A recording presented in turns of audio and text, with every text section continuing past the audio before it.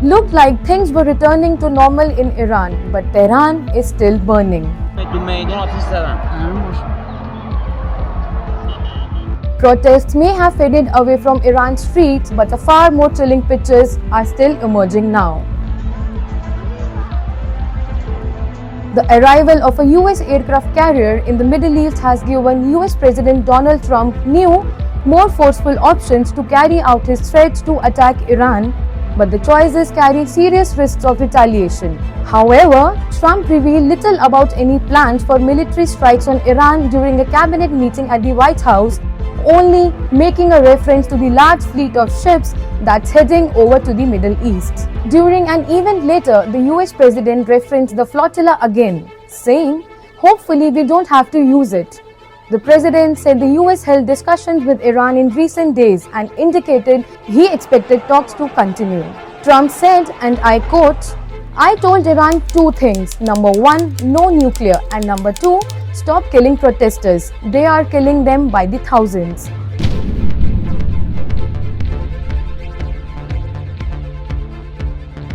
A US Armada headed by the Lincoln aircraft carrier and its strikes groups, which includes 6 Tomahawk-enabled guided missile destroyers, arrived in the region this week. The vessel joined a number of smaller naval ships as well as more than 30,000 US troops based in the region. President Donald Trump has made clear that Washington will not remain passive. Speaking from Air Force One, Trump announced with bluntness, "We have an Armada. We have massive fleet heading in that direction, and maybe we won't have to use it. We'll see." Trump warned in the social media post that the massive Armada is ready, willing and able to rapidly fulfill its mission. Well, Trump stressed and said, "The next attack will be far worse than last year's strike on the nuclear facilities."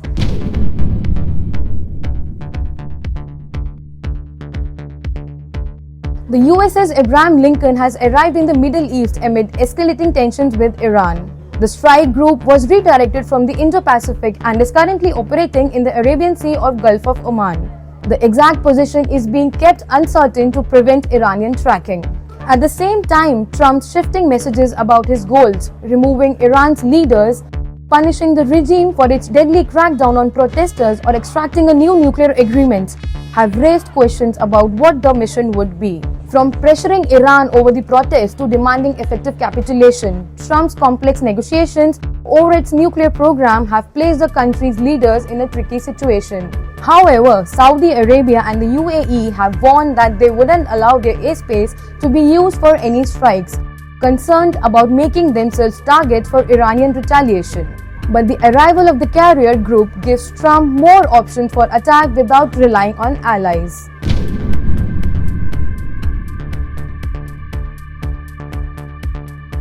Earlier, reports claimed that Iran's Supreme Leader Khamenei has reportedly gone hiding in a bunker in Tehran, as the country braces for a possible US military action amid ongoing nationwide protests. The bunker reportedly contains a system of interconnected tunnels designed to ensure the Supreme Leader's security. In response to Trump's attack scare, Khamenei gave an all-out warning to the US. The Iranian Supreme Leader emerged with a dramatic new video message from his secret bunker. In the 8-minute history lesson, Khamenei spliced years of his speeches with visuals of fighters urging Iranians not to panic and mocked US threats as old, empty, and designed only to frighten. Khamenei's clip dropped the same day Trump issued what he calls a final warning to Tehran, vowing any next attack will be far worse than the June 2025 strikes on Iran's nuclear infrastructure. The warnings come after Trump scaled back a prior threat to strike Iran following alleged assurances that Tehran would not carry out planned executions of protesters. Despite these assurances, human rights groups report that the crackdown has intensified.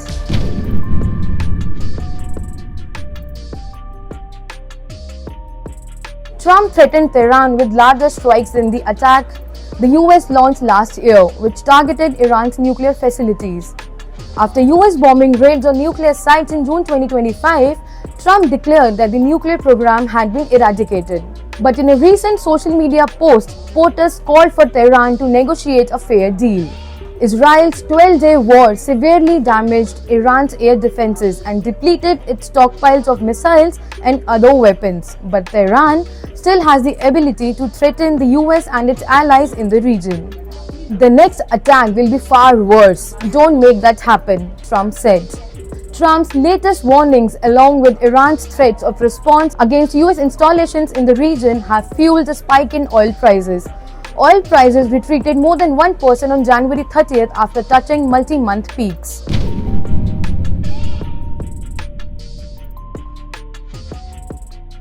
But what's behind oil price weakness? According to analysts, oil prices softened after the previous night's rally as fears of a potential strike on Iran and a disruption to traffic through the Strait of Hormuz have so far failed to play out. Geopolitical tensions have intensified amid a buildup of US military forces in the Middle East. The protests, the largest threat to Iran's ruling regime in decades, were triggered initially in Tehran by the collapse of Iran's currency and have since spread nationwide with calls for an end to Supreme Leader Khamenei's leadership. So now the question is, with a volley of attack threats, will the US actually storm Iran?